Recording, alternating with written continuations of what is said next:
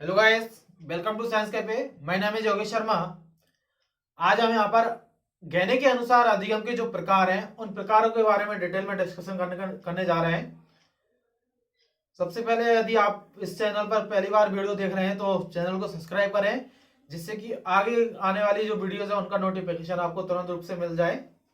इसके लिए आप मेरे Telegram channel psychology by Yogesh Sharma को भी सर्च करके वहां पर आप कनेक्ट हो सकते हैं मेरे से।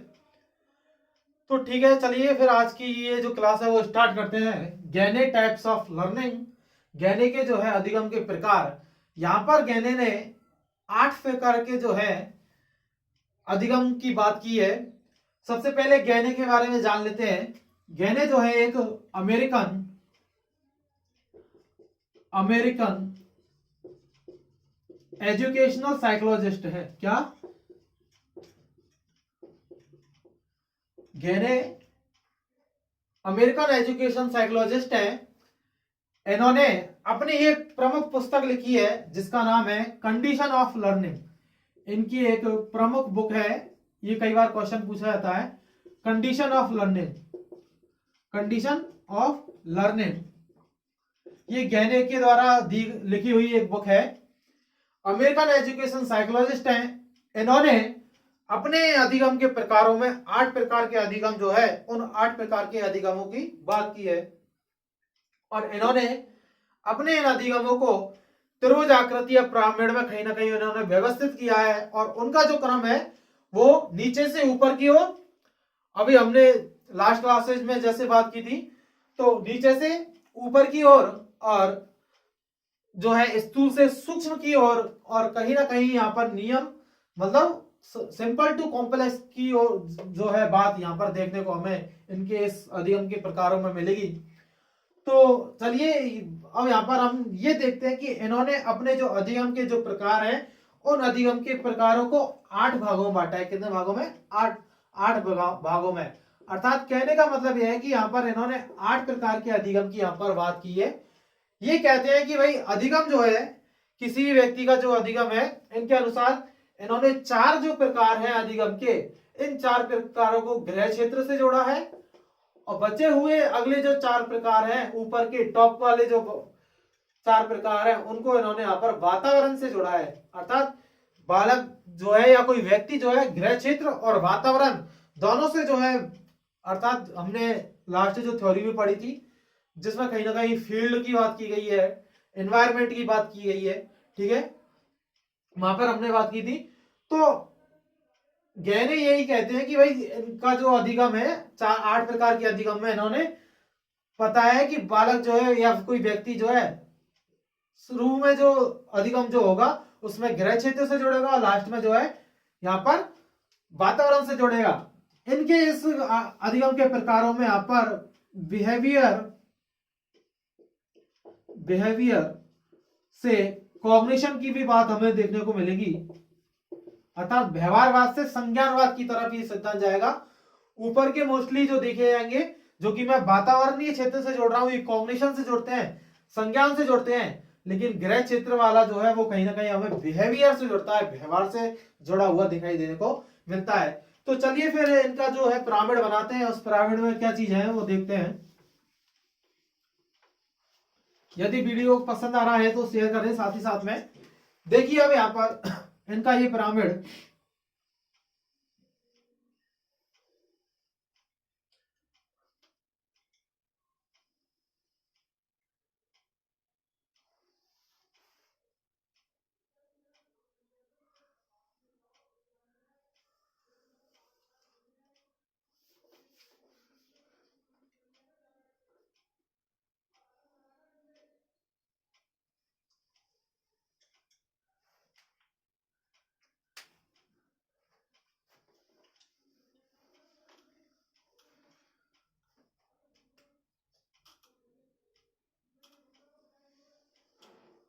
ठीक है, यहां इसको हम कनेक्ट करते हैं, 8 भागों में इसको बांटना है।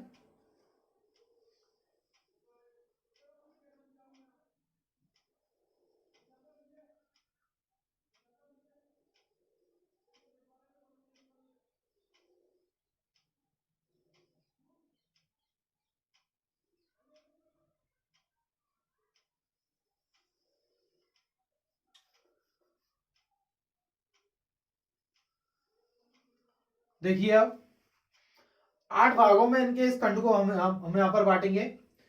सबसे पहला जो अधिगम होगा वो यहाँ पर जो देखने को मिलेगा हमें वो है संकेत अधिगम। कौन सा? संकेत अधिगम।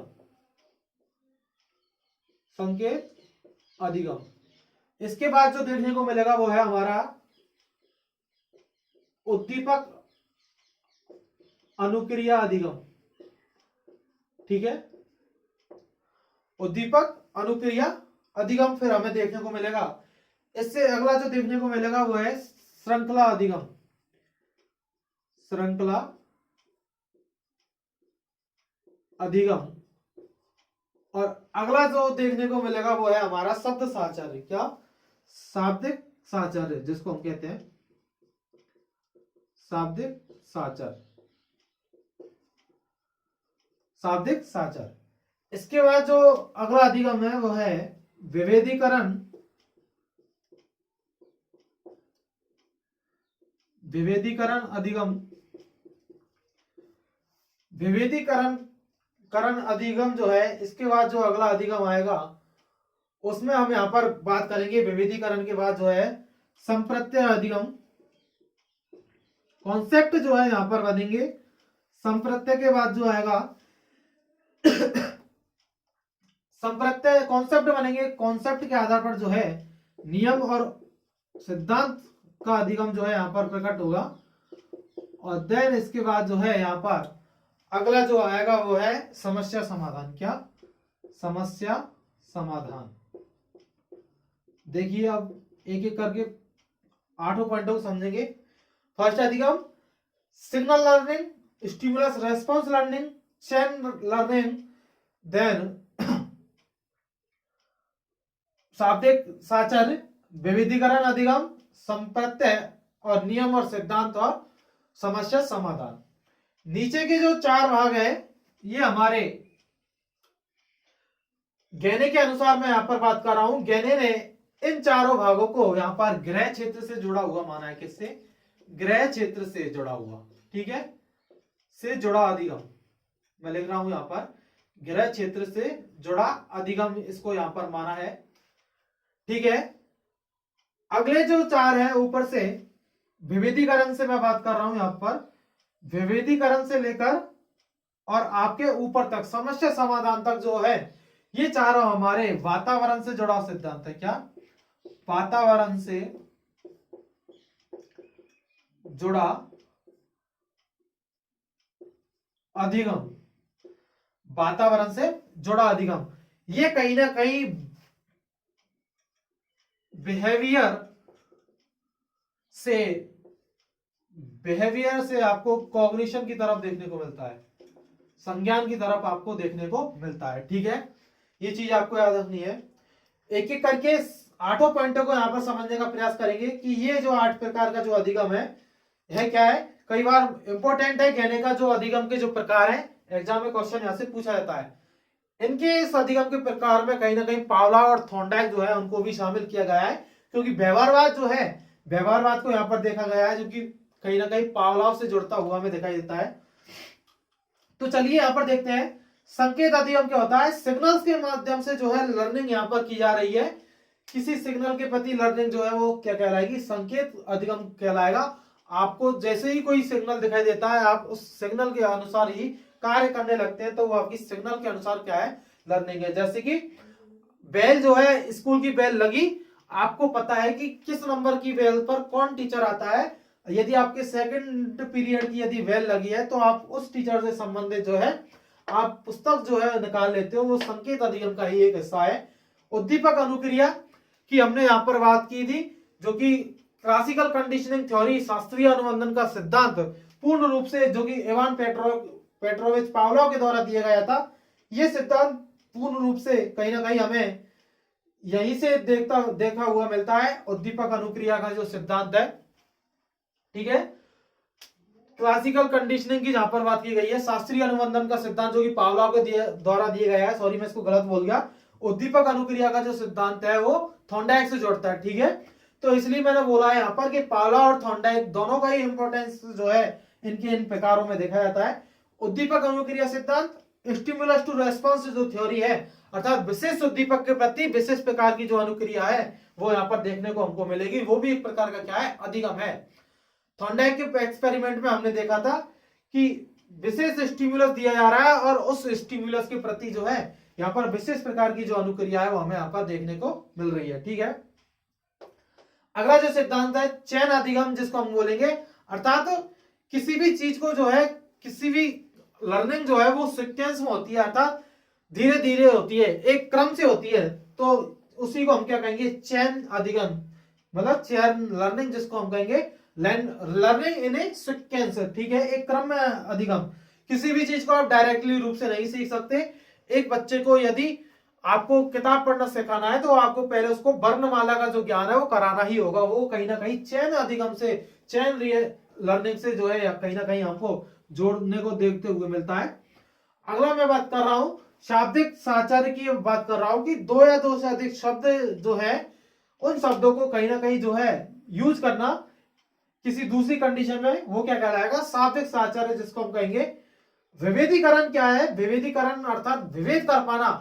कुत्ते को घंटी की जगह यदि सीटी बजाई तो कुत्ते ने दोनों स्टिमुलस में कहीं ना कहीं डिफरेंस करना जो है वहां पर सीखा, तो ये कहीं ना कहीं विभेदीकरण अधिगम से जो है जुड़ता हुआ दिखाई देता है। आप जो है मंदिर की घंटी की आवाज और ढोल की आवाज में कहीं ना कहीं विभेद कर पा रहे हो, ठीक है, तो वो विभेदीकरण है। एक बालक के सामने बहुत सारे टॉयज पटक दिए, रख दिए, सॉरी, तो बालक जो है अलग अलग एक जैसे टॉयज को अलग अलग देख रहा है, तो वो उसका क्या है, विभेद करना है, चीजों को डिस्क्रिमिनेशन करना, अलग करना ही यहाँ पर देखा जाता है। कॉन्सेप्ट लर्निंग में इन विभेदीकरण के माध्यम से जो है बालक कॉन्सेप्ट बनाएगा, अर्थात संप्रत्यय के माध्यम से जो है, कॉन्सेप्ट के माध्यम से यहाँ पर अधिगम देखा जाएगा। ये कॉन्सेप्ट बनेंगे किससे, विभेदीकरण से। और जैसे ही कोई कॉन्सेप्ट बनता है तो वहां पर नियम और थ्योरीज जो है, वो नियम और थ्योरीज वहां पर हमें देखने को मिलती हैं। मैंने आपको एग्जांपल दिया था कि बहुत सारे एनिमल्स हैं, उन एनिमल्स में जो है बालक अलग अपने कॉन्सेप्ट के आधार पर जो है उनको अलग अलग करेगा और वहां पर जो है कोई नियम या सिद्धांत जो है वहां पर देखने को मिलेंगे। और लास्ट जो अधिगम का प्रकार है जो कि टॉप कंडीशन पर है वो है समस्या समाधान, अर्थात इन नियमों को या सिद्धांतों को जो है, इन नियम और सिद्धांतों को किसी विशेष परिस्थिति में जो है कहीं ना कहीं न्यू कंडीशन में मैं बात करूं कि अपनी जो नियम और सिद्धांत है, नियम और थ्योरी जो है, इनको न्यू कंडीशन में कहीं ना कहीं अप्लाई करना, न्यू कंडीशन में कहीं ना कहीं इनको अप्लाई करना, किसके लिए, समस्या के समाधान के लिए। यहाँ पर न्यू कंडीशन में इनको अप्लाई करना, किसको, नियम और सिद्धांतों को अप्लाई करना ही क्या कहलाएगा, समस्या समाधान। इस प्रकार गैने जो है इन्होंने अपने अधिगम में 8 प्रकार दिए और 8 प्रकारों को इन्होंने बिहेवियर से कॉग्निशन की तरफ जो है जाना बताया है।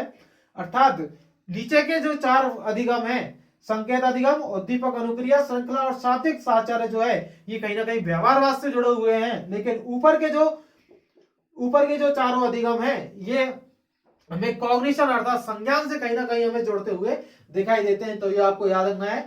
कहां से जाता है, मैं लिख देता हूं दोबारा इसको, नीचे से ऊपर की ओर, क्या, नीचे से ऊपर की ओर और सिंपल टू कॉम्प्लेक्स की तरफ मूव करता है। क्या, सिंपल टू कॉम्प्लेक्स। कई बार क्वेश्चन पूछा जाता है कि गैने का जो अधिगम का जो पिरामिड है वो किस प्रकार जो है वृद्धि करता है, तो सिंपल टू कॉम्प्लेक्स कोई भी जो प्रोसेस है सिंपल टू कॉम्प्लेक्स की तरफ ही मूव करती है। और यहाँ पर हम देख रहे हैं नीचे से बॉटम टू टॉप की ऊपर जा रही है और स्थूल से सूक्ष्म की तरफ जा रही है। और यदि विशेषली यदि बात करें, क्वेश्चन जहां से पूछा जाएगा वो है व्यवहारवाद से संज्ञानवाद की तरफ, अर्थात बिहेवियर टू कॉग्निशन जो है यहाँ पर देखा जा रहा है इनकी इस थ्योरी में। तो यही बस इनके अधिगम के प्रकार हैं, इनसे ही रिलेटेड जो है क्वेश्चन कई बार एग्जाम्स में यहाँ पर पूछा जाता है। तो चलिए आज की ये क्लास यहाँ पर एंड करते हैं। यदि आपको ये वीडियो पसंद आया है तो चैनल को ज्यादा से ज्यादा सब्सक्राइब करें, अपने दोस्तों को शेयर करें और साथ ही साथ लाइक भी करें। चलिए फिर मिलते हैं नेक्स्ट क्लास में, तब तक के लिए अपना ख्याल रखिए, खुश रहिए, थैंक यू, बाय।